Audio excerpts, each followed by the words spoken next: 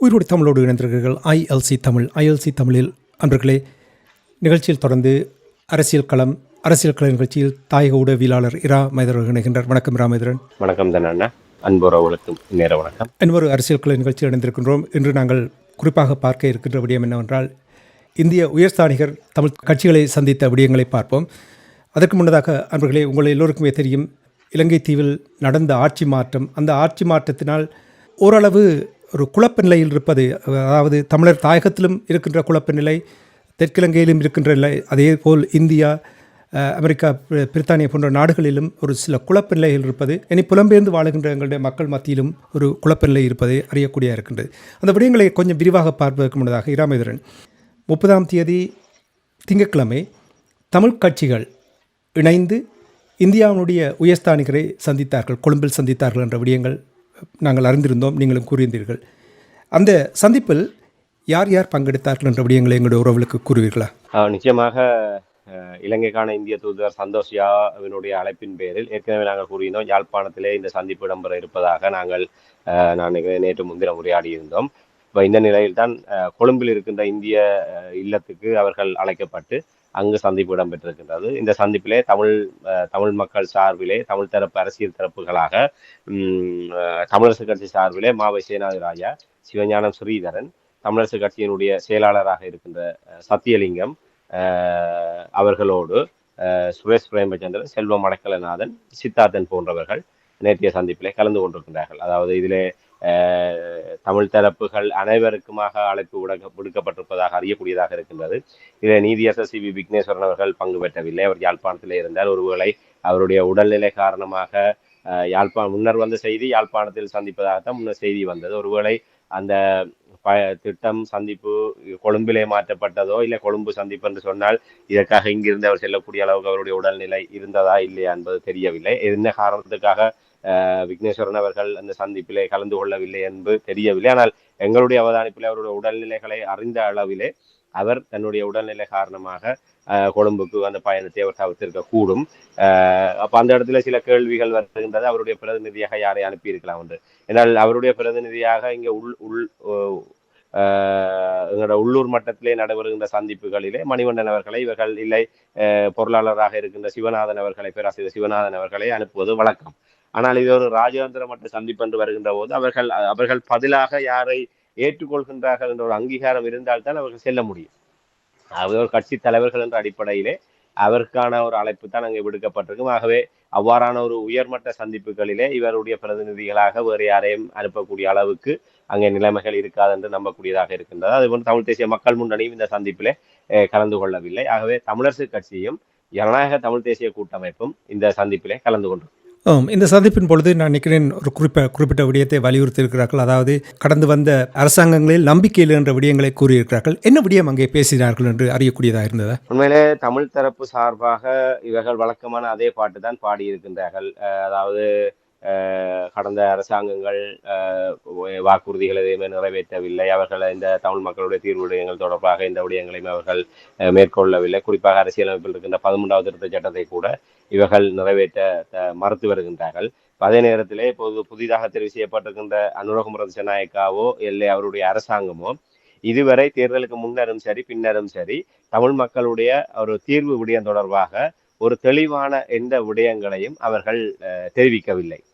13வது திருத்த சட்டமாக இருக்கட்டும், அதற்கு அப்பால் தமிழ் மக்களுடைய இனப்பிரச்சனைக்கான தீர்வு விடயமாக இருக்கட்டும், இதுவரை ஒரு தெளிவான நிலைப்பாட்டை அனுரகுமார திசாநாயக்க அரசாங்கம் வெளிப்படுத்தவில்லை. ஆகவே இவ்வாறான சூழ்நிலையிலே தமிழ் மக்களுடைய விடயம் ஒரு தேக்க நிலையிலே இருக்கின்ற ஒரு நிலைமை இருக்கின்றது. ஆகவே இந்த இடத்துல இந்தியாவினுடைய பங்களிப்பு மிக முக்கியமாக இருக்கின்றது. இந்தியா இதை வலியுறுத்த வேண்டும். அனுரகுமார திசாநாயக்க அரசாங்கத்துக்கு ஒரு தமிழ் மக்களுடைய அரசியல் தீர்வு விடயங்கள் தொடர்பாக இந்தியா வலியுறுத்த வேண்டும். அதிலும் குறிப்பாக அரசியலமைப்பில் இருக்கின்ற 13வது திருத்தச் சட்டத்தை ஒரு நடைமுறைப்படுத்துகின்ற விடயத்திலே இந்தியா தொடர்ச்சியாக தன்னுடைய அழுத்தங்களை இந்த புதிய அரசாங்கத்துக்கும் மேற்கொள்ள வேண்டும் என்ற ஒரு கோரிக்கையை இவர்கள் முன்வைத்திருக்கின்றார்கள். அதை விட தமிழ் மக்கள் தமிழ் தரப்பில் இருக்கின்ற அரசியல் கட்சிகளாக இவர்கள் செயல்படுவதில் இருக்கின்ற பிரச்சனைகள், இந்த நாடாளுமன்ற தேர்தல் தொடர்பான நிலைப்பாடுகள், ஜனாதிபதி தேர்தல் விடயங்கள் தொடர்பாக இவர்கள் சில கருத்துக்களை இவர்கள் கூறியதாக அறியக்கூடியதாக இருக்கின்றது.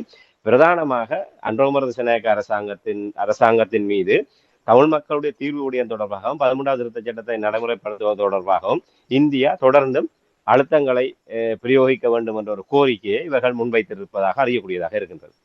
சரி, அதே தமிழர் தரப்பினுடைய விடயங்களை நீங்கள் கூறியிருந்தீர்கள், என்ன பேசினார்கள் என்று. நிச்சயமாக இந்தியா இந்த தூதுவர் அழைத்த பொழுது அவர்களும் ஏதாவது ஒரு காரணத்தை வைத்துத்தான் இதை அழைத்திருப்பார்கள். அவர்கள் தரப்பிலிருந்து என்ன பேசப்பட்டது? உண்மையிலே சந்தோஷ் ஜா அவர்கள் இந்த விடயங்களை செவிமடுத்ததற்கு பிற்பாடு அவரும் சில விடயங்களை கூறியதாக அறியக்கூடியதாக இருக்கின்றது. இவர்கள் இந்த 13வது திருத்த சட்டம் இந்த அரசியல் தீர்வு விடயங்கள் தொடர்பாக பேசுகின்ற போது அது பிரச்சனையிலே, ஆனால் நீங்கள் இந்த விடயங்களிலே ஒரு ஒரு ஒரு ஒற்றுமையாக இல்லையே, நீங்கள் ஒவ்வொருவர் குறிப்பாக நான் நினைக்கிறேன் 13வது திருத்த சட்டம் உங்களுக்கு ஜெயசங்கர் வருகின்ற போதே அவர் ஒரு விடயத்தை தெளிவாக கூறியிருந்ததை அப்போது நாங்கள் கூறியிருந்தோம். முதல்ல 13வது இந்தியாவுடைய நிலைப்பாடு என்பது தமிழ் மக்களுடைய ஒரு அதிகார பகிர்வு விடயத்திலே இந்தியா ஒரு ஆதரவான நிலைப்பாட்டில் இருக்கின்றது. ஆனால் 13வது திருத்த சட்டத்தை முழுமையாக நடைமுறைப்படுத்த கோருகின்ற நிலைப்பாட்டில் தான் இந்தியா தற்போது ஒரு ஆர்வமாக இருக்கின்றது. ஆகவே நீங்கள் ஒன்றாக 13வது திருத்த சட்டத்தை நடைமுறைப்படுத்துகின்ற ஒரு நிலைப்பாட்டை நீங்கள் தமிழ் தரப்பு ஒன்றாக கோர வேண்டும் என்ற ஒரு விடயத்தை ஜெயசங்கர் அவர்கள் கடந்த காலத்திலே தமிழ் தரப்பிடம் கூறியிருந்தார். இதில் தமிழ் தேசிய மக்கள் முன்னணி ஒரு எதிரான நிலைப்பாடு எடுத்த போதே அவர் உடனே அந்த இடத்திலே வைத்து அவர்களுக்கும் பதில் வழங்கியதை நாங்கள் அப்போது அறிந்திருந்தோம். அதாவது அவர்கள் மறக்கவில்லை, தமிழ் மக்களுக்கான ஒரு அதிகார பகிர்வு விடயத்தை அவர்கள் மறக்கவில்லை. ஆனால் முதலிலே அடையக்கூடிய விடயங்களை இந்தியாவினால் எதை செய்ய முடியும், அதை அடைவதற்கு நாங்கள் என்ன செய்ய போகின்றோம் என்கின்ற ஒரு நிலைப்பாட்டை நீங்கள் தமிழ் தரப்பு எடுக்க வேண்டும் என்ற ஒரு கோரிக்கையை ஜெயசங்கர் அவர்கள் அப்போது தெரிவித்திருந்தார். அதைத்தான் இப்போதும் இவர் ஒரு விடயத்தை சந்தோஷ் அவர்கள் வெளிப்படுத்தி இருக்கின்றார். நீங்கள் இந்த விடயத்திலே ஒன்றாக இல்லையே, நீங்கள் ஒவ்வொருவரும் ஒவ்வொரு நிலைப்பாட்டோடு இருக்கின்ற போது நாங்கள் எப்படி அந்த விடயத்தை கையில் எடுக்க முடியும் என்று கோரிய போது இவர்கள் ஒரு விடயத்தை திரும்ப பேசியிருக்கின்றார்கள். இதிலே தமிழ் தேசிய மக்கள் முன்னணி மட்டும்தான் வெளியே நிற்கின்றது.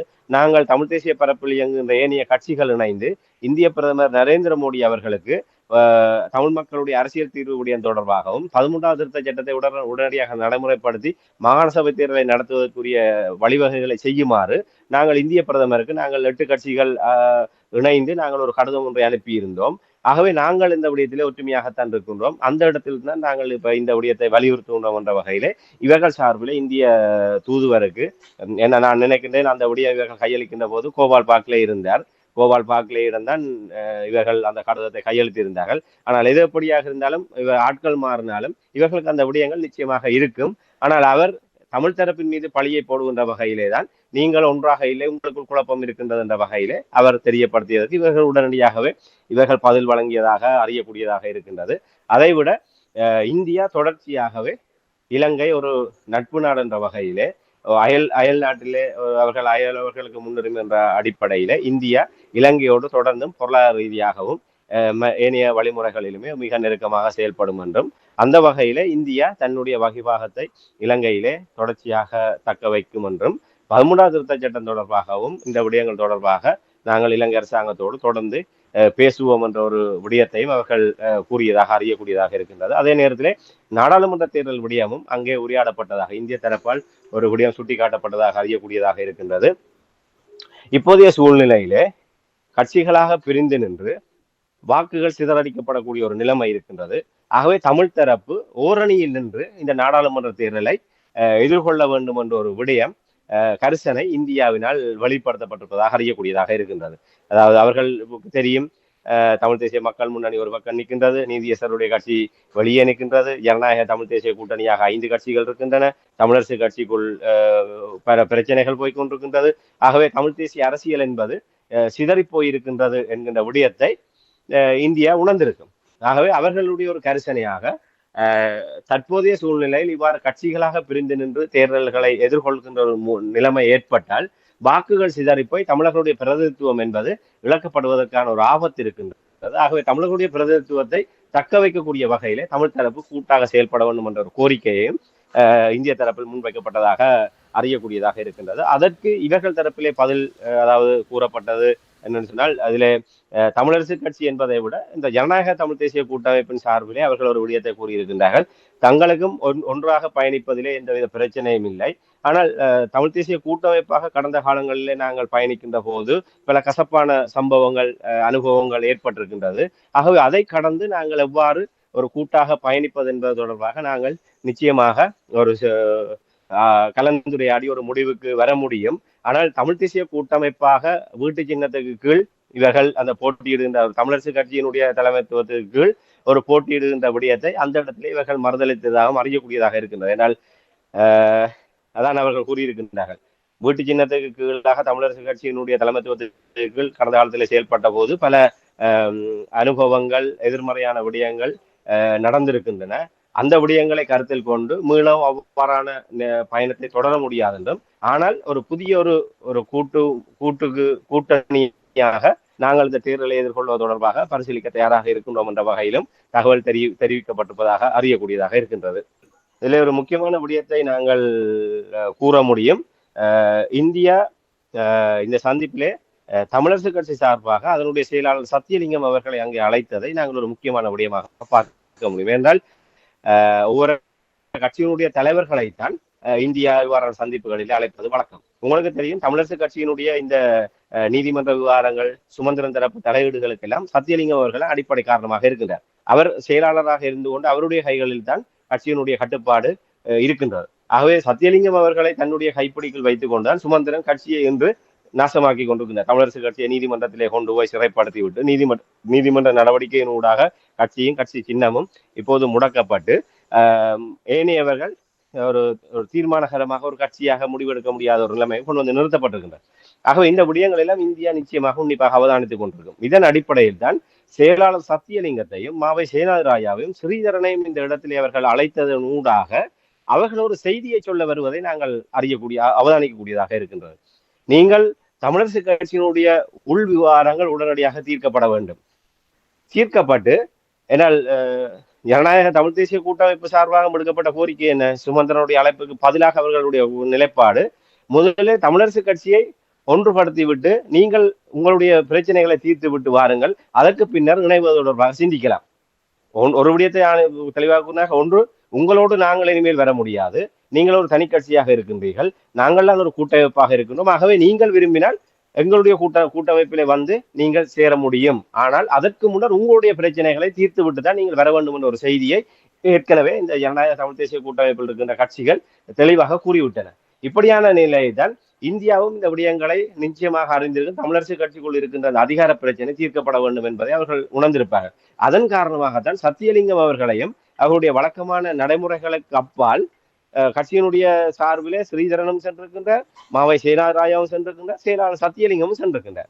ஆக இதன் மூலமாக அந்த இரு துருவ நிலையை ஒரு முடிவுக்கு கொண்டு வருகின்ற வகையிலே சத்தியலிங்கம் அவர்களையும் அங்கே கூப்பிட்டு அவருக்கும் சில ஒரு சமிக்கைகளை இந்திய தூதுவர் தெரியப்படுத்தி இருக்கலாம். ஆகவே ஒரு அநேகமாக இந்த சந்திப்புக்கு பின்னர் தமிழரசு கட்சியினுடைய அந்த விடயங்கள் ஒரு முடிவுக்கு வருவதற்கான ஒரு அறிகுறிகள், அதாவது அவர்களுக்குள் இருக்கின்ற அந்த உள்கட்சி பிரச்சனைகள் ஒரு தற்காலிகமாகத்தன்னும் இந்த நாடாளுமன்ற தேர்தலுக்கு முன்பதாக ஒரு முடிவுக்கு கொண்டு வந்து அதனூடாக எல்லோருமே சேர்ந்து இந்த தேர்தலை இவர்கள் சந்திப்பதற்கான ஒரு சூழல் ஏற்படலாம் என்பதை அவதானிக்கூடியது. இதுதான் இந்த சத்தியலிங்கம் அவர்கள் இந்திய தூதருடனான சந்திப்பிலே பங்கு பற்றியதனுடைய முக்கியத்துவத்தை நான் அவதானிக்கிறேன். நீங்கள் கூறும் பொழுது சொன்னீர்கள், எல்லோரும் ஒன்றாக சேர்ந்து வாருங்கள். எத்தனை தடவைகள் கேட்டுவிட்டோம், எங்கெங்கெல்லாம் கேட்டுவிட்டோம், இன்னும் அதையே பயன்படுத்தி கொண்டிருக்கிறார்கள். பிரித்தவர்கள் இவர்கள் எல்லோரும் சேர்ந்து தான் பிரித்தார்கள், பிரித்து வைத்து கொண்டிருக்கிறார்கள். இந்த சந்திப்பினூடாக, இந்த கூட்டத்தினூடாக என்ன சாதிக்கலாம் என்று இந்த கூட்டம் நடைபெற்றது. முழு தமிழ் கட்சிகளும் செல்லவில்லை. என்ன முடிவுகள் அங்கே எடுக்கப்பட்டதாக நீங்கள் அவதானிக்கிறீர்கள்? இல்லை, இவ்வாறான சந்திப்புகளிலே ஒரு முடிவுகள் எடுக்கப்படும் என்று நாங்கள் எதிர்பார்க்க முடியாது. இந்தியா இன்னும் பின்கதவு வழியாகத்தான் இலங்கை அரசியலிலே தன்னுடைய ஆளுமையை செலுத்த முற்படுகின்றது. ஒரு பலகீனமான வெளியுறவு கொள்கை தான் இந்தியாவை இவ்வாறான ஒரு கீழ் நிலைமைகள் வைத்திருக்கின்றது. உண்மையிலே தமிழ்நாட்டு அரசியலை பொறுத்தவரையில் அங்கிருந்து ஒரு குற்றச்சாட்டு முன்வைக்கப்படும். ஒரு சுண்டங்காய் அளவு நாடான இந்தியாவை, இலங்கையை பார்த்து ஒரு வல்லரசான இந்தியா பயந்து நடுங்கி கொண்டிருக்கின்றது. துணிச்சலாக இலங்கை விடயங்களிலே தலையீடு செய்கின்ற நிலைமைக்கு இந்தியாவுடைய அயலுறவு கொள்கை மாற்றமடைய வேண்டும் என்று தமிழக தரப்பிலிருந்து விமர்சனங்கள் முன்வைக்கப்பட்டு வருவதை நாங்கள் மறுத்துவிட முடியாது. அதுதான் உண்மை. இந்தியாவோடு ஒப்பிடுகின்ற போது இலங்கை என்பது ஒரு சுண்டக்காய் அளவு நாடு. அப்படிப்பட்ட அரசியல் ரீதியாகவும் பொருளாதார ரீதியாகவும் ஏனைய எல்லா விடயங்களிலுமே இலங்கை மேனிய நாடுகளோடு தங்கியிருக்கக்கூடிய ஒரு பலகீனமான நிலைமையில் இருக்கிறது. அவ்வாறு ஒரு பலகீனமான நிலைமையில் இருக்கின்ற இலங்கை அரசாங்கத்தை பார்த்து, இலங்கையை பார்த்து இந்தியா ஒரு பயந்து ஒதுங்குகின்ற, இல்லை இவ்வாறு பலகீனமாக பின்கதவு வழியாக ஒரு ஒரு ஒரு ஒரு அவர்களுடைய நிலைகளை வெளிப்படுத்துவது என்பது ஒரு ஆரோக்கியமான நிலைப்பாடு இல்லை. ஆக இன்றும் அந்த நிலைமை தொடர்கின்றது. ஒரு புதிய அரசாங்கம் ஆட்சி மாற்றம் ஏற்பட்டிருக்கின்றது. இந்தியாவினுடைய இந்த பூகோள அரசியலை எடுத்துக்கொண்டால் இந்தியாவுக்கு சுற்றவர மாலதீவாக இருக்கட்டும், இப்போது இலங்கையாக இருக்கட்டும், அதே போன்று ஏனைய நாடுகளிலும் இலங்கையை இந்தியாவை சுற்றி இருக்கின்ற நாடுகளிலே இந்தியாவினுடைய பிடிகள் தளர்ந்து வருகின்றது. இந்தியாவுக்கு எதிராக இல்லை இந்தியாவினுடைய ஒரு நேச சக்திகளாக இந்தியாவோடு மிக ஒரு இணங்கி போகக்கூடிய தரப்புகள் ஆட்சி பீடத்திலிருந்து அகற்றப்பட்டிருக்கின்றன. இது இந்தியாவுக்கு பாரிய சவாலாக மாறி இருக்கின்றது. ஆகவே அந்த ஒரு பின்னணியில் தான் இவர்கள் மீளவும் இந்த தமிழ் தரப்பை நெருங்கி வந்திருக்கின்றனர். ஏற்கனவே நாங்கள் கடந்த நிகழ்ச்சியில் கூறியதை போன்று தமிழ் தரப்பை இப்போது இந்தியா தேடி வருகின்ற ஒரு நிலைமை வந்திருக்கின்றது. ஏனென்று சொன்னால் தேசிய மக்கள் சக்தியினுடைய இந்த அதிகார மாற்றம் என்பது இந்தியா, அமெரிக்கா போன்ற தரப்புகள் விரும்பவில்லை. அவர்கள் ஏற்கனவே தங்களோடு இசைவாக்கம் அடைந்திருக்கின்ற ரணில் தரப்பை இந்த அதிகாரத்திலே தக்க வைப்பதற்கு தான் அவர்கள் பலமாக முயற்சி செய்தார்கள். ஆனால் மக்களுடைய தென்னிலங்கையில் ஏற்பட்ட அந்த மக்களுடைய அந்த ஒரு மௌன புரட்சிக்கு முன்னால் இவர்களுடைய அபிலாசைகள் சிதறடிக்கப்பட்டு விட்டது. ஆகவே இப்போது நிகழ்ந்த மாற்றத்தை எப்படி தங்களுக்கு ஏற்றவாறு மாற்றிக்கொள்வது என்பது தொடர்பாக இந்தியா முழு கவனத்தோடு இருப்பதை அறியக்கூடியதாக இருக்குது. அதன் காரணமாகத்தான் இப்போது சிறுபான்மை சமூகங்களாக அடையாளப்படுத்தப்படுகின்ற தமிழ் பேசும் மக்களிடையே இந்தியா ஒரு நிலைப்பாட்டை எடுக்கின்றது. இவர்களை அந்தந்த இடங்களிலே பலப்படுத்துவதனூடாக, இல்லை இவர்கள் ஒரு ஒன்றாக நின்று தங்களுடைய பிரதிநிதித்துவத்தை இவர்கள் தக்க வைப்பதன் ஊடாக அன்றகுமர திசாநாயக்காவினுடைய பலத்தை, அரசாங்கத்துடைய பலத்தை குறைக்க முடியும் என்று இந்தியா கணக்கப்படுகின்றது. இதுக்கு மிக முக்கிய காரணம் உண்மையிலே அன்றகுமர திசாநாயக்க அரசாங்கத்தினுடைய நாடாளுமன்ற உறுப்பினராக இருந்து இப்போது அமைச்சராக இருக்கின்ற விஜித கேரத் அவர் புதிய அரசியலமைப்பு தொடர்பான விடயங்களுக்கு அவரைத்தான் பொறுப்பாக நியமித்திருக்கின்றார். அவர் இன்றைய தினம் ஒரு செய்தியை கூறியிருக்கின்றார். நாங்கள் தேர்தல் விஞ்ஞாபனத்திலே, அதாவது ஜனாதிபதி தேர்தலுக்கான தேர்தல் விஞ்ஞாபனத்திலே புதிய அரசியல் அமைப்பு தொடர்பாக நாங்கள் வாக்குறுதி வழங்கி இருக்கின்றோம். அது உடனடியாக நடைமுறைப்படுத்தப்படும். நாடாளுமன்ற தேர்தல் முடிந்ததுக்கு பிற்பாடு உடனடியாகவே அரசியலமைப்பு மாற்றம் தொடர்பான ஒரு குழு நியமிக்கப்பட்டு அதற்கான நடவடிக்கைகள் முன்னெடுக்கப்படும். அது சர்வஜன வாக்கெடுப்புக்கும் விடப்படும் என்ற விடயத்தையும் அவர் தெளிவாக என்று விஜயதகர் கூறியிருக்கின்றார். அப்ப இதுதான் இந்தியாவுடைய அச்சம். கடந்த காலத்திலும் ரணில் அரசாங்கம் அரசியலமைப்பு மாற்றத்தை பற்றி பேசியது, ராஜபக்சேக்களும் அரசியலமைப்பு மாற்றத்தை பற்றி பேசினார்கள். எப்போதெல்லாம் அரசியலமைப்பு மாற்றம் தொடர்பாக பேசப்படுகின்றதோ அப்போதெல்லாம் இந்தியாவுக்கு நடக்க முடியும். என்றால் இந்தியா எப்போதுமே 13வது திருத்த சட்டத்தை நம்பித்தான் இந்தியா இலங்கை உறவு இருக்கின்றது. 13வது திருத்த சட்டம் அரசியலமைப்பிலிருந்து அகற்றப்படுமாக இருந்தால் இந்தியா இலங்கை விடயத்திலே தார்மீக ரீதியாக அதனுடைய தலையீட்டு உரிமையை அது இழந்துவிடும். ஏனால் இந்திய பிரதமர் ராஜீவ்காந்திக்கும் இலங்கை பிரதமர் ஜி ஆர் ஜெயவர்தனாவுக்கும் இடையிலே எட்டப்பட்ட ஒப்பந்தம் தான் 13வது திருத்த சட்டம். அந்த இலங்கை இந்திய ஒப்பந்தத்தின் பிரகாரம் தான் 13வது திருத்த சட்டம் மேற்கொள்ளப்பட்டது. ஆகவே அந்த 13வது திருத்த சட்டம் அரசியலமைப்பிலிருந்து முற்றாக இல்லாமல் போனால் இலங்கை விடயத்தில் இந்தியாவினால் தலையீடு செய்ய முடியாது. இவர்கள் காலத்துக்கு காலம் இவர்கள் என்ன சொன்னார்கள், இந்த இலங்கை விடயத்திலே நாங்கள் தலையீடு செய்கின்ற உரிமை இந்தியாவுக்கு இல்லாமல் போனால் அது தமிழர்களுக்கு தான் ஆபத்து, தமிழர்களுடைய விடயத்திலே இந்தியா தலையிட முடியாது. இந்த பூச்சாண்டி கதையை இவர்கள் எத்தனை காலத்துக்கு தான் கூறிக்கொண்டிருக்க போகின்றனர். இந்தியா எப்போது ஈழத்தமிழர்களுக்கு பாதுகாப்பாக இருந்தது என்பதை எங்களுடைய தலைவர்கள் கேட்கவில்லை. எங்களுடைய தலைவர்கள் மாட்டு மந்தைகளாக இவர்களும் அங்கே சென்று சந்தோஷாவிடம் தலையாட்டி விட்டு வந்திருக்கின்றார்கள். உண்மையிலே இந்த விடயம் ஒரு பொறுப்போடு இவர்கள் நடந்து கொள்ளவில்லை என்பதுதான் என்னுடைய அவதாரம். என்றால் இந்தியா தன்னுடைய விருப்பத்தை திணிக்கின்றது. ஏன்னா அவர்களுக்கு தேவை இது ஈழத்தமிழர்களுடைய பிரதிநிதித்துவம் அடிபட்டு போகின்றது, ஈழத்தமிழ் மக்களுடைய விடயம் அங்கே இல்லாமல் போகின்றது என்கின்ற கரிசனை இந்தியாவிடம் இல்லை. இலங்கை விடயத்திலே இலங்கையை எப்படியாவது தங்களுடைய ஒரு நெருக்கடிக்குள் வைத்திருப்பதற்கு அரசியலமைப்பில் 13வது திருத்த சட்டத்தை எப்படியாவது தொடர வேண்டும் என்பதுதான் இந்தியாவுடைய நிலைப்பாடு. இந்தியா தன்னுடைய நலன் சார்ந்து அந்த விடயங்களை நகர்த்துவதற்கு ஈழத்தமிழர்களை ஒரு பகடக்காயாக மீண்டும் பயன்படுத்த முற்படுகின்றது. ஏனால் அன்றகுமர திசாநாயக்க அரசாங்கத்துடைய இலக்கு நாங்கள் கூறியதை போன்று 3/2 பெரும்பான்மையோடு நாடாளுமன்றத்தை கைப்பற்றுவதுதான் அவர்களுடைய அதி உச்சமான இலக்காக இருக்கின்றது. அப்படி என்றால் தான் அவர்கள் தாங்கள் நினைத்த தலைகீழ் மாற்றத்தை கொண்டு வர முடியும். 3/2 பெரும்பான்மை இருந்தால்தான் அவர்கள் இந்த கடந்த கால இந்த ஊழல் விடயங்களாக இருக்கட்டும், இல்லை அதிகார மாற்றங்களாக இருக்கட்டும், ஏதாவது ஒரு விடய அரசியலமைப்பையை மாற்றி அரசியல் தலைகளாக ஒரு அரச முறைமைகளை மாற்றுவதென்று சொன்னால் நாடாளுமன்றத்தில் அவர்களுக்கு 3/2 பெரும்பான்மை இருக்க வேண்டும். ஆக அதை நோக்கித்தான் அவர்கள் செல்கின்றார்கள். தற்போதைய நிலைமைப்படி ஒரு 113க்கும் மேற்பட்ட ஆசனங்களை பெற்று நாடாளுமன்றத்தை கைப்பற்றக்கூடிய அளவுக்கு அந்த நாடாளுமன்ற அதிகாரத்தையும் கைப்பற்றக்கூடிய அளவுக்கு தேசிய மக்கள் சக்தியினுடைய நிலப்பாடு இப்போது வளர்ச்சி அடைந்திருக்கிறது. 3 நாடாளுமன்ற கடந்த 2020ஆம் ஆண்டு 3 நாடாளுமன்ற உறுப்பினர்களோடு இருந்த ஜேவிபி 2024ஆம் ஆண்டு நாடாளுமன்ற தேர்தலிலே அவர்கள் கட்டாயம் 113க்கும் மேற்பட்ட ஆசனங்கள் என்பது தற்போதைய நிலைமையில உறுதிப்படுத்தப்பட்டிருக்கிறது.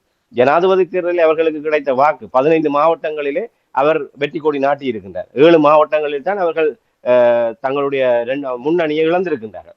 ஆக இந்த 15 மாவட்டங்களில் இருக்கின்ற பலத்தை வைத்துக் கொண்டு 15 மாவட்டங்களில் அவர்களுக்கு கிடைத்த வாக்கு வங்கியை வைத்துக் கொண்டு அதைவிட தற்போது முன்னெடுத்து வருகின்ற அதிரடி நடவடிக்கைகள் மூலமாக ஒரு சிங்கள மக்கள் மத்தியிலே மேலும் ஒரு நல்ல அபிப்பிராயம் தேசிய மக்கள் சக்தி அரசாங்கத்தின் மீது கட்டியெழுப்பப்படுகின்றது. ஆகவே அந்த 15 மாவட்டங்கள் இருக்கின்ற மக்கள் பிரதிநிதித்துவத்தின் ஊடாகவே நிச்சயமாக இவர்கள் 113 என்கின்ற இலக்கை அடைந்து விடுவார்கள். அதற்கு மேலதிகமாக இப்போது அன்றகுமார திசாநாயக்க அரசாங்கத்தினுடைய கவனம் முழுக்க எங்கே திரும்பி இருக்கின்றால் அவர்கள் ஜனாதிபதி தேர்தலிலே கோட்டை விட்டு அந்த 7 மாவட்டங்கள், அந்த 7 மாவட்டங்கள் வருகின்ற போது 5 மாவட்டங்கள் வடக்கு கிழக்கு தமிழர்களுடைய நிர்வாக மாவட்டம், அதாவது தேர்தல் மாவட்டங்கள் 5. அதை விட ஏனைய 2 புத்தளம் இந்த அந்த மாவட்டங்களும் அதிலே தேசிய மக்கள் சக்திக்கு கணிசமான செல்வாக்கு இல்லாமல் போனது. ஆக அந்த 7 மாவட்டங்களை இலக்கு வைத்து அவர்கள் இப்போது களமிறங்குகின்றார்கள். அந்த 7 மாவட்டங்களிலே தமிழ் பேசும் சமூகத்தினுடைய மாவட்டங்களாகத்தான் இருக்கின்றது. ஆக அந்த மாவட்டங்களிலும் தேசிய மக்கள் சக்தி நேரடியாகவே உறுப்பினர்களை பெறுவதனூடாக 3/2 பெரும்பான்மை என்கிற இலக்கை நோக்கி அவர்கள் திட்டமிடுகின்றார்கள். இது ஒருவேளை நிறைவேறுமாக இருந்தால் தேசிய மக்கள் சக்தி 3/2 பெரும்பான்மையோடு நாடாளுமன்றத்தை கைப்பற்றுமாக இருந்தால் உடனடியாகவே அரசியலமைப்பு மாற்றப்படும். அரசியலமைப்பு மாற்றப்படுமாக இருந்தால் புதிய அரசியலமைப்பு என்று வருகின்ற போது அதிலே 13 எங்கேயுமே இருக்காது. அவ்வாறு புதிய அரசியலமைப்பு மாற்றப்பட்டால் இந்தியா தன்னியல்பாகவே இலங்கை அரசியலில் இருந்து முற்றிலுமாக விலக்கப்படும். எப்படி சீனா, அமெரிக்கா போன்ற நாடுகள் வெளியிலிருந்து கடன் பொறிக்குள்ளாகவோ இல்லை வேறு விடயங்களுக்கு ஊடாக இந்தியா இலங்கை விடயத்திலே தலையீடு செய்கின்றனவோ அதே போன்று இந்தியாவும் 10ஓடு 11ஆக மாற்றப்படக்கூடிய நிலைமை இருக்கின்றது. இவ்வாறான பின்னணியில் தான் இப்போது இந்தியா அவசரமாக இப்போது பின்கதவு வழியாக தமிழ் தரப்போடு அணுகுகின்றது. இந்த அணுகுமுறையை தமிழ் தரப்பு முற்றாக நிராகரித்திருக்க வேண்டும். அவர் சொல்லியிருக்க வேண்டும், காலத்துக்கு காலம் நீங்கள் இப்படித்தான் வருகின்றீர்கள், நாங்கள் இந்த விடயங்களிலே தமிழ் தரப்பு எப்போதுமோ இந்தியாவோடு நேசமாகத்தான் இருக்கின்றது, இந்தியாவுக்கு ஒத்திசைவாகத்தான் தமிழ் தரப்பு செயல்படுகின்றது. நீங்கள் என்ன விதமாக தமிழ் மக்களுக்கு பாதுகாப்பாக இருந்திருக்கின்றீர்கள்? 13ஆம் திருத்தச் சட்டத்தின் அடிப்படையிலே தலையிடுகின்ற உரிமையோடு இந்தியா இருப்பதன் ஊடாக தமிழ் மக்களுடைய எவ்வாறான விடயங்களுக்கு இந்தியா இதுவரை பக்கபலமாக இருந்திருக்கு, பாதுகாப்பாக இருந்திருக்கின்றது. இந்த கேள்வி அவர்கள் கேட்டிருக்க வேண்டும். உடனடியாக பதிலளித்தார்கள் அல்லவா? நாங்கள் ஒன்றாக பிரதமர் நரேந்திர மோடிக்கு கடிதம் எழுதி இருக்கின்றோம், அதிலே நாங்கள் 13ஆம் திருத்தச் சட்டத்தை வலியுறுத்தி இருக்கின்றோம், தமிழ் மக்களுடைய அரசியல் விவகாரங்கள் தீர்வு தொடர்பாக வலியுறுத்தி இருக்கின்றோம், முன்னணியை தவிர நாங்கள் எல்லோருமே ஒன்றாக நிற்கின்றோம் என்ற விடயத்தை பதிலுக்கு கூறினார்கள் அல்லவா? அதே போன்று இந்த இடத்துல இவர்கள் சொல்லியிருக்க வேண்டும், நாங்கள் இந்தியாவோடு தமிழ் மக்கள் நிற்க தயாராக இருக்கின்றோம், இந்தியாவினுடைய தலையீட்டு உரிமைக்காக இந்திய தமிழர்கள் எப்போதுமே அதுக்கு துணையாக நிற்க தயாராக இருக்கிறோம். அதற்கு பிரதிபலனாக இந்தியா தமிழர்களுக்கு என்ன செய்ய போகின்றது, என்ன செய்திருக்கின்ற கேள்வியை கேட்டிருக்க வேண்டும். இன்று வடக்கு கிழக்கிலே தமிழ் மக்களுடைய இடங்களிலே பௌத்த விகாரைகள் வலிந்து அமைக்கப்பட்டு பௌத்தமயமாக்கல் திட்டமிட்டு தீவிரப்படுத்தப்பட்டு கொண்டிருக்கின்றது. வனலாக திணைக்களங்கள், வனஜீவராசி திணைக்களம், தொல்பொருள் திணைக்களத்தினூடாக தமிழர்களுடைய பாரம்பரிய காணிகள் அபகரிக்கப்பட்டு கொண்டிருக்கின்றது. என்று பல்வேறு வழிமுறைகளில் இன்றும் தமிழ் மக்கள் தங்களுடைய தாயக பிரதேசத்திலே அகதிகளாகி கொண்டிருக்கின்றார்கள். தங்களுடைய சொந்த மண் இராணுவ வல்வளைப்புக்குள் வைத்துக் கொண்டு உயர் பாதுகாப்பு வலயம் என்ற பெயரில் இன்றும் தமிழர்களுடைய காணிகள் அபகரிக்கப்பட்டிருக்கின்றது. ஆகவே தமிழர்கள் எந்த பக்கத்திலுமே ஒரு மூச்சு விட முடியாதவர்களாக இருக்கிறார். இந்த விடயங்களில் எல்லாம் இந்தியாவுடைய வகிபாகம் இங்கே இருக்கின்றது. இதுவரைகளும் இந்தியாவுக்கு சாதகமாக நாங்கள் நடந்து கொண்ட போது இப்படியான விடயங்களில் ஏதாவது ஒரு விடயத்தில் தன்னும் தீர்வு காணக்கூடிய வகையிலோ இல்லை ஒரு ஆறுதல் அளிக்கக்கூடிய வகையிலோ இந்தியாவின் வகிபாகம் இருந்ததில்லை. ஆகவே நாங்கள் இந்தியாவோடு நிற்பதாக இருந்தால் இந்தியா தமிழர்களுக்கு என்ன வாக்குறுதி தரப்போகின்றது, தமிழர்களுக்கு என்ன இந்தியா ஒரு சாதகமான நிலைப்பாடு எடுக்க போகின்றது என்று தொடர்ச்சியாக நாங்கள் இந்தியாவினுடைய பூச்சாண்டிக்குள்ளாகவே நாங்கள் எங்களுடைய தலைவிதியை நாங்கள் அடகு வைக்க முடியாது. அந்த விடயத்தை இப்போது தமிழ் தரப்புகள் மீளவும் ஒரு தவறை செய்திருக்கின்றார்கள். இந்தியாவுடைய தேவைக்காகத்தான் இவர்கள் ஒன்றுபடுகின்றார்கள். இவர்கள் தங்களுடைய இருப்பை பாதுகாப்பதற்கும் இந்தியாவினுடைய ஆலோசனை ஏற்று நாங்கள் செயல்படுவதனூடாக இந்தியாவினுடைய அடிமைகளாக நாங்கள் தொடர்ந்து இருக்க போகின்றோம் என்கின்ற ஒரு நிலைப்பாட்டை தான் இவர்கள் எடுத்திருக்கின்றார்கள். தமிழ் மக்களுடைய நிலைமை சார்ந்து இந்த தமிழ் மக்கள் ஒரு தேசமாக தமிழ் மக்கள் பொதுச்சபை என்கின்ற விடயத்தினூடாக தமிழ் தேசிய பொதுக்கட்டமைப்பு உருவாக்கப்பட்டது. அந்த தமிழ் தேசிய பொதுக்கட்டமைப்புக்குள் ஒரு முறைமைக்குள் நின்று கொண்டு தமிழ் மக்களுக்கான எதிர்காலத்தை அவர்களால் தீர்மானிக்க முடியாதவர்கள் இன்று இந்தியாவினுடைய அபிலாஷைகளுக்காக இந்த எல்லோரும் ஒன்று சேர்ந்து பயணிப்பது தொடர்பாக சிந்திக்கின்றார்கள்.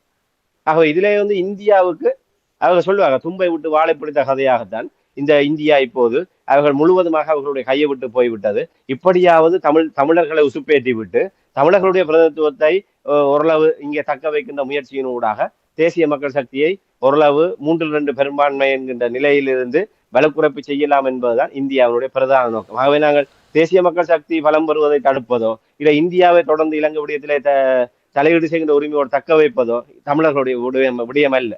தமிழர்களை பொறுத்தவரையில் வடக்கு கிழக்கு தமிழ் மக்களுடைய பிரதித்துவம் என்பது பாதுகாக்கப்பட வேண்டும். அது இந்தியாவுக்காகவோ இல்லை தேசிய மக்கள் சக்திக்கு எதிரானதாகவோ அல்ல. இது எங்களுடைய அடிப்படை உரிமை. வடக்கு கிழக்கு தமிழர் தாயகத்திலே எங்களுடைய மக்கள் பிரதித்துவம் என்பது பாதுகாக்கப்படுவது தமிழ் மக்களுடைய அடிப்படை உரிமை. ஆக அந்த அடிப்படை உரிமையை நோக்கியதாக தமிழ் மக்களுடைய வாக்குகளால் தெரிவு செய்யப்படுகின்ற கட்சிகளும் பிரதிநிதிகளும் செயல்பட வேண்டியது அவர்களுடைய தார்மீக உரித்து. ஆகவே தமிழ் மக்களுக்காக செயல்படுவதை விட்டு இவ்வாறு எலும்பு துண்டுகளை போடுகின்ற இல்ல பின்கதவு வழியாக அணுகின்ற தரப்பினருக்கு விசுவாசமாக செயல்படுவது என்பது தமிழ் மக்களுக்கு செய்கின்ற துரோகம். ஆகவே நேற்றைய இந்திய தூதுவரோடு இவர்கள் சந்தித்த கலந்துரையாடலிலே இவர்கள் ஆணித்தரமாக இந்த விடயங்களை வெளிப்படுத்தாமல் இவர்கள் அங்கே ஒரு அங்கீகாரம் பெற்று வந்திருப்பது என்பது, அதாவது இந்தியாவுக்காக நாங்கள் ஒன்றுபடுகின்றோம் என்ற நிலைப்பாட்டை எடுத்திருப்பது என்பது தமிழ் மக்கள் சிந்திக்க வேண்டிய ஒரு தருணம் இது என்பதை தான் நாங்கள் இந்த இடத்துல கூற முடியும். இப்போ நீங்கள் இந்தியாவுக்கு ஒரு அச்சம் தொடங்கி இருக்கின்ற கூறுங்கள். போராட்டம் மௌனிக்கப்பட்ட பின்பு எத்தனை தடவைகள் எத்தனை தரப்பினரால் பேசப்பட்டது இந்தியாவினுடைய பாதுகாப்பாக தமிழர் தாயகம் எப்பொழுதுமே இந்தியாவுக்கு ஒரு பாதுகாப்பாக இருக்கும் என்று கூறிய விடயங்களை நாங்கள் எத்தனையோ தடவைகள் கேட்டிருக்கின்றோம். இப்போ நீங்கள் கூறிய இதே நேரத்தில் தமிழர் தரப்பு இந்தியா பார்த்தீர்கள் என்றால் இவ்வளவு நாளும் தமிழர்களை புறந்தள்ளி கொண்டிருந்தார்கள். தேவையில்லை என்றால் அவர்களுக்கு நெருக்கமான ஆட்சியாளர்களோடு தங்களுடைய காரியங்களை நடத்தி கொள்ளலாம் என்று இவ்வளவு காலமும் கங்கணம் கட்டி நின்றார்கள். ஆனால் இப்பொழுது நிலை மாறியிருக்கிறது. இந்த நிலை மாறியவுடன் தமிழ் தரப்பை மீண்டும் அழைத்திருக்கின்றது. தொடர்ச்சியாக இந்தியா தன்னுடைய தேவைக்காக தன்னுடைய நலன் கருதி இப்படி அரசியல் செய்யலாமா? இது எவ்வாறு பார்க்கப்படும் என்று நீங்கள் கருதுகிறீர்கள்? நிச்சயமா இதே நாங்கள் அதைத்தான் நாங்கள் கூறியிருந்தேன். எங்களுடைய அரசியல் தரப்பினர் இந்த இடத்தில் தான் நாங்கள் கேள்விகளை கேட்டிருக்கணும் என்று எப்போதெல்லாம் இந்தியாவுக்கு நெருக்கடிகள் வருகின்றதோ, இலங்கை அரசியலிலே அரசியலமைப்பு திருத்தம் தொடர்பாக வலுவாக எப்போதெல்லாம் பேசப்படுகின்றதோ அப்போதெல்லாம் ஈழத்தமிழர்களை பின்கதவு வழியாக உண்மையில் நேர்மையாக ஈழத்தமிழர்களோடு இந்த விடயங்களிலே பங்கு பெற்றுகின்ற ஒரு தன்மை இந்தியாவிடம் இல்லை. ஆகவே இந்தியா எப்போதுமே பின்கதவு வழியாகத்தான் ஈழத்தமிழர்களுடைய உறவை அவர்கள் மேற்கொள்ள பார்க்கின்றார்கள். ஒரு நேரடியாக ஒரு ஆண்மையோடு இலங்கை அரசிடம் தமிழ் மக்கள் இந்த நாட்டினுடைய குடிகள், சிங்கள மக்கள் அனுபவிக்கக்கூடிய அந்த உரித்து தமிழ் மக்களுக்கும் இருக்கின்றது. ஆகவே அந்த உரித்தின் அடிப்படையில தமிழ் மக்களுக்கு அவர்களுடைய தலைவிதியை தீர்மானிக்கக்கூடிய வகையிலே அதிகாரங்கள் பகிர்ந்தளிக்கப்பட வேண்டும் என்கிற விடயத்திலே இந்தியா ஒரு ஆணித்தரமான நிலைப்பாடு எடுக்கல. அப்படி நிலைப்பாட்டை எடுத்தால் நாங்கள் நிச்சயமாக அவர்கள் கேட்காமலே நாங்கள் இந்தியாவுக்கு ஏற்ற வகையிலான அரசியல் விடயங்களை நாங்கள் முன்னெடுப்பதற்கு நாங்கள் சித்தமாக இருக்க முடியும். அதை விட்டு நான் திரும்பவும் ஒரு உதாரணத்தை கூற முடியும். இன்று வடக்கு கிழக்கிலே பல இடங்களிலே புத்த விகாரைகள் அமைக்கப்பட்டு கொண்டிருக்கின்றன. எங்களுடைய வெடுக்குநாரி மலையிலே இன்று பாரதிய ஜனதா கட்சி அரசாங்கம் ஒரு இந்து மத பின்னணியிலே இந்துத்துவ அடிப்படையில் தான் அங்கே அரசாங்கம் இருக்கின்றது. ஆகவே ஈழத்திலே இருப்பவர்கள் இலங்கையில் இருக்கின்ற தமிழர்களை ஒரு இந்து தமிழர்களாக இந்தியா பார்க்க தவறி வருகின்றது. அந்த அடிப்படையில் இந்தியா தன்னுடைய தலையீடுகளை இலங்கையில செய்வதற்கு தயாராக இல்லை. ஆகவே தமிழர்களாகவும் பார்க்கின்றார்கள் இல்லை, இந்துக்களாகவும் பார்க்கின்றார்கள் இல்லை. தங்களுடைய தேவைக்கு கருவேப்பிலை போன்றுதான் தமிழர்களை பயன்படுத்துவதற்கு இந்தியா முற்படுகின்றது. இந்த தமிழர் தாயத்திலே குந்தூர் மலையிலே எங்களோட ஆதிசிவன் ஐயனார் ஆலயம் அளிக்கப்பட்டு அங்கு ஒரு பாரிய விகாரை நிர்மாணிக்கப்பட்டு அது பௌத்தமயமாக்கப்பட்டு விட்டது. வெடுக்குநாரி மலையிலே எங்களுடைய மகா சிவராத்திரி தினத்தன் ஒட்டுமொத்த உலக சைவ தமிழ் மக்களுடைய ஒரு பிரதானமான ஒரு நிகழ்வாக பண்டிகையாக இருக்கின்ற மகா சிவராத்திரியிலே காவல்துறையினர் அங்கே சென்று வெடுக்குநாரி மலையிலே செய்த அட்டூழியத்துக்கு இந்தியா வன்மையான கண்டனத்தை தெரிவிக்கவில்லை. அங்கே எந்தவித தலையீடுகளையும் இந்தியா செய்யவில்லை. இன்று திருக்கோணேஸ்வரம் இன்று எங்களுடைய பிடியிலிருந்து அங்கே அபகரிக்கப்பட்டு கொண்டிருக்கின்றது. இன்று பல்வேறு விடயங்கள் இங்கே நடைபெற்றுக் கொண்டிருக்கின்றது. பௌத்த விகாரைகள் எழுப்பப்பட்டு கொண்டு அதுக்கு ஒரு மத ரீதியாக தன்னும் அந்த விடயங்களை பார்த்து தமிழ் மக்களுக்கு பாதுகாப்பாக இருக்க இந்தியா முற்படவில்லை. ஆனால் கச்சதீவிலே ஒரே ஒரு புத்த சிலை அமைக்கப்பட்ட போது இந்தியா அதிஉச்சமான ராஜதந்திர நெருக்கடிகளை பயன்படுத்தியது. தன்னுடைய முழுமையான அதிகார நெருக்கடிகளையும் இலங்கை அரசாங்கத்தை பிரயோகித்தது. உடனடியாகவே அங்கிருந்து புத்தர் சிலை அகற்றப்பட்டது. ஆகவே கச்சதீவிலே புத்தர் சிலை வைப்பதன் ஊடாக கச்சதீவிலே ஒரு 50க்கும் குறைவான கடற்படையினர் தான் காவலில் இருக்கின்றார். அவர்களுடைய வழிபாட்டுக்கு ஒரு சிறிய குடில் அமைக்கப்பட்டு சிறிய ஒரு பௌத்த விகாரை இருக்கின்றது. அவர்களுடைய வழிபாட்டுக்காக அங்கே ஒன்று இருக்குது. அதை விட ஒரு பிரம்மாண்டமாக ஒரு பௌத்த விகாரை ஒன்று அங்கே பௌத்த சிலை நிறுவப்பட்டு பௌத்த விகாரைக்கான கட்டுமானங்கள் மேற்கொள்ளப்பட்ட போதுதான் இந்தியா விழித்துக் கொண்டது. ஏனால் கச்சதீவு என்பது இலங்கை இந்தியா இடையே இருக்கின்ற ஒரு மையப்பகுதி. அங்கே இவர்கள் பௌத்த விகாரையை நிறுவிவிட்டால் அது சிங்கள பௌத்தர்களுடைய நிரந்தரமான ஒரு பிரதேசமாக அது மாறிவிடும். ஆகவே அங்கே அந்த பௌத்த விகாரையின் ஊடாக அந்த சிங்கள பௌத்தத்தினுடைய ஆதிக்கம் அங்கே வருகின்ற போது அதனூடாக சீனாவினுடைய இந்தியாவுக்கு எதிரான சக்திகளுடைய கண்காணிப்பு என்பது இந்தியாவை மிக நெருக்கமாக வரக்கூடிய வாய்ப்புகள் இருக்கின்றது. ஆக இலங்கை இந்திய ஒப்பந்தத்தின்படி அங்கே ஒரு நிரந்தர கட்டுமானங்களை மேற்கொள்வதற்கு அவர்களுடைய இணக்கப்பாடு இல்லை. வெறுமனே ஒரு 2 பகுதிகளுக்குமான ஊடாட்ட தளமாகத்தான் கச்சதீவை பயன்படுத்த முடியும். ஆகவே தன்னுடைய பிராந்தியத்துக்கு ஒரு நெருக்கடி வந்ததற்கு பிற்பாடு அதியுச்சமான நெருக்கடிகளை பயன்படுத்தி உண்மையில இலங்கை வரலாற்றிலே ஒரு பௌத்த விகாரை ஒன்று அமைக்கப்பட்டு இல்லை ஒரு பௌத்த சிலை புத்தருடைய சிலை வைக்கப்பட்டு அது மீளப்பெறப்பட்டதுன்னு சொன்னால் அது கச்சதீவிலாகத்தான் இருக்கும். ஆகவே உங்களுடைய அடிமடியிலே பிரச்சனை வருதென்றவுடன் நீங்கள் அதிஉச்சமான நெருக்கடிகளை கொடுத்து அந்த பௌத்த சிலையை அங்கிருந்து அகற்ற வைத்ததை போன்று ஏன் தமிழர்களுக்காக அதை செய்யவில்லை? இது தமிழர்களுக்காக செய்யவில்லை. கச்சதீவு தமிழர்களுக்காக செய்யப்படவில்லை. இந்தியா தன்னுடைய அடிமடியிலே ஆபத்து வந்துவிட்டது என்பதற்காக அந்த விடயத்தை செய்தது. ஆனால் தமிழர்களுடைய நண்பனாக இந்தியா இருந்திருந்தால் இன்று குந்தூர்மலை விடயத்திலே தலையிட்டு இருக்க வேண்டும், மடுக்குநாரி மலையிலே தலையிட்டு இருக்க வேண்டும், தையிட்டியிலே எங்களுடைய பிரதேசத்திலே எங்களுடைய மக்களுடைய காணிகளை அபகரித்து அங்கே ஒரு மிகப்பெரிய விகாரை கட்டப்பட்ட போது இந்தியா தலையிட்டு இருக்க வேண்டும். நாவக்குழியிலே எங்களுடைய பிரதேசத்திலே ஒரு விகாரை கட்டி எழுப்பப்பட்டு அது சிங்கள கிராமமாக மாற்றப்பட்டு கொண்டிருக்கின்ற போது தலையிட்டு இருக்க வேண்டும். ஒன்று முல்லைத்தீவிலே இலங்கையிலே ஒரு மிகப்பெரிய ஒரு புத்த விகாரையே முல்லைத்தீவிலே கட்டியமைக்கப்படுவதற்கு முஸ்தீபுகள் நடைபெற்றுக் கொண்டிருக்கின்றன. முல்லைத்தீவு மாவட்டத்தில் மட்டும் நான் நினைக்கிறேன் 60க்கும் மேற்பட்ட விகாரைகள் கட்டி எழுப்பப்பட்டிருக்கின்றன. இந்த போருக்கு 2009க்கு பின்னரான கடந்த 15 ஆண்டுகளில் 67 விகாரைகள் முல்லைத்தீவு மாவட்டத்துக்குள்ளாக கட்டி எழுப்பப்பட்டுக் கொண்டது. வவுனியாவிலும் தமிழர்களுடைய பிரதேசத்திலே பல விகாரைகள் இன்று முளைத்துக் கொண்டிருக்கின்றது. அவை தமிழர்கள் பிரதேசம் எங்கும் புத்த விகாரைகள் கட்டி எழுப்பப்பட்டு பௌத்தமயமாக்கல் மிக அதிதீவிரமாக முன்னெடுக்கப்பட்டு வருகின்றது. இந்த நேரத்தில எல்லாம் இந்தியாவுடைய தலையீடு எங்கே போனது? கச்சதீவிலே யாருமே இல்லாத ஒரு தீவிலே ஒரு புத்த விகாரை வைத்ததற்காக கொதித்தெழுந்த இந்தியா ஏன் தமிழர்களுடைய பிரதேசத்திலே புத்த விகாரைகள் வைக்கப்பட்ட போது கொதித்தெழவில்லை? தமிழர்கள் மீது மத உரிமை, தமிழ் மக்களுடைய ஒரு மத அனுஷ்டானங்களின் போது பெரிய நிந்தனை விளைவிக்கப்பட்ட போது இந்தியா கண்டனத்தை தெரிவிக்கவில்லை. ஆக இந்த விடயங்கள் எல்லாம் நாங்கள் அவர்களை கேட்டிருக்க வேண்டும். நாங்கள் எப்போது கேட்க போகின்றோம்? இந்த சந்தோஷா அவர்கள் அங்கே கூப்பிட்ட போது நாங்கள் இந்த விடயங்களை கேட்பது எங்களுடைய தார்மீக உரிமை. இந்தியாவுக்காக நீங்கள் இதை செய்யுங்கள் என்று கேட்கின்ற அவர்களிடம் நீங்கள் ஈழத்தமிழர்களுக்கு என்ன விதமான பாதுகாப்பை வழங்கினீர்கள் என்ற கேள்வியை நாங்கள் அந்த இடத்துல கேட்பதுதான் அறமாக இருந்திருக்கும். ஆகவே நாங்கள் அந்த விடயத்தை செய்யாமல் எலும்பு துண்டை தூக்கி போடுகின்ற எஜமானுக்கு வாழாட்டுகின்ற நாய்களை போன்று இவர்கள் அங்கே சென்று விட்டு இவர்கள் வாழாட்டி விட்டு வந்தது இந்த விதத்தில் நியாயம்.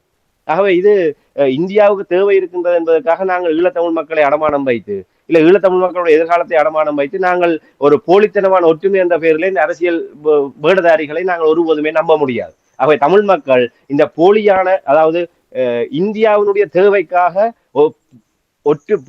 போலித்தனமான ஒற்றுமையின் பெயரால் வருபவர்களை நாங்கள் முற்றாகவே நிராகரிக்க வேண்டும் என்பதை தான் இந்த இடத்துல மக்களுக்கு தெளிவாக கூற முடியும். ராமேந்திரன், என்னை பொறுத்த மட்டில் நீங்கள் கூறியதை நான் உங்களோடு மறுத்து பேசப் போவதில்லை. ஆனால் நான் அடிக்கடி கூறுவது குறைபாடு எங்களுடைய பக்கத்தில் இருக்கிறது. நீங்கள் ஆரம்பத்தில் கூறினீர்கள், பேசும்பொழுது எல்லோரும் ஒன்று சேர்ந்து வாருங்கள் என்று சொன்னீர்கள். தமிழர் தாயகத்தில் இன விடுதலைக்காக போராடியவர்களும் புலம்பெயர்ந்து வந்து வாழ்ந்து அமைப்புகளை உருவாக்கி நாங்கள் தொடர்ச்சியாக போராடுவோம், அந்த விடிவை பெற்றுக் கொடுப்போம் என்று நடத்தி கொண்டிருக்கின்ற அமைப்புகள், இனி அது மட்டுமில்லாமல் தொடர்ச்சியாக நாடாளுமன்ற உறுப்பினர்களாக இருப்பவர்கள் எந்த ஒரு விதத்திலும் குறிப்பிட்ட விடயத்துக்கு சேர்ந்து செயல்படவில்லை, ஒரு பொதுவான கட்டமைப்பை உருவாக்கவில்லை. நாங்கள் அடிக்கடி இங்கே எத்தனை தடவை ஒரு உடைந்த புரோக்கன் ரெக்கார்ட் மாதிரி ஒரு ஃப்ரேம் ஒர்க் வேணும், மெக்கானிசம் வேணும், வழிவரவு வேணும் என்று அடித்து கூறிக்கொண்டிருந்தோம். அப்பொழுது கூறிக்கொண்டிருந்த பொழுது யார் என்ன கேட்டார்கள்? இதுவரை இப்போ இந்த நிலைக்கு வந்திருப்பதற்கு நான் யாரையுமே குறை சொல்ல மாட்டேன். நான் குறை சொல்வது முழுவதும் நாடாளுமன்ற உறுப்பினர்களும் புலம்பெயர்ந்து வாழுகின்ற நாடுகள் இருக்கின்ற அமைப்புகளும். இவர்களால் புரிந்து கொள்ள முடியவில்லை என்றால் நாங்கள் ஒன்றாக சேர்ந்து ஒரு குறிப்பிட்ட விடயத்தில் செயல்பட்டால்தான் நாங்கள் பலமாக எங்களுடைய நிலைப்பாட்டை வெளிப்படுத்தலாம் என்று இந்த விடயத்தை இவர்களால் புரிந்து கொள்ளவில்லை என்றால் நாங்கள் ஒரு காலமும் இதிலிருந்து வெளிவர முடியாது. இதை புரிந்து கொள்ள வேண்டும் என்பதை நான் கூறிக்கொண்டு நன்றி ராமேந்திரன். இன்றைய அரசியல் கலை நிகழ்ச்சியில் இணைந்து விடயங்களை தந்ததற்காக அன்பர்கள் சார்பாக நன்றி கூறிக்கொண்டு மீண்டும் இன்னொரு அரசியல் கலை நிகழ்ச்சியில் இணைந்திருப்போம். நன்றி, வணக்கம். நிச்சயமான நன்றி, வணக்கம்.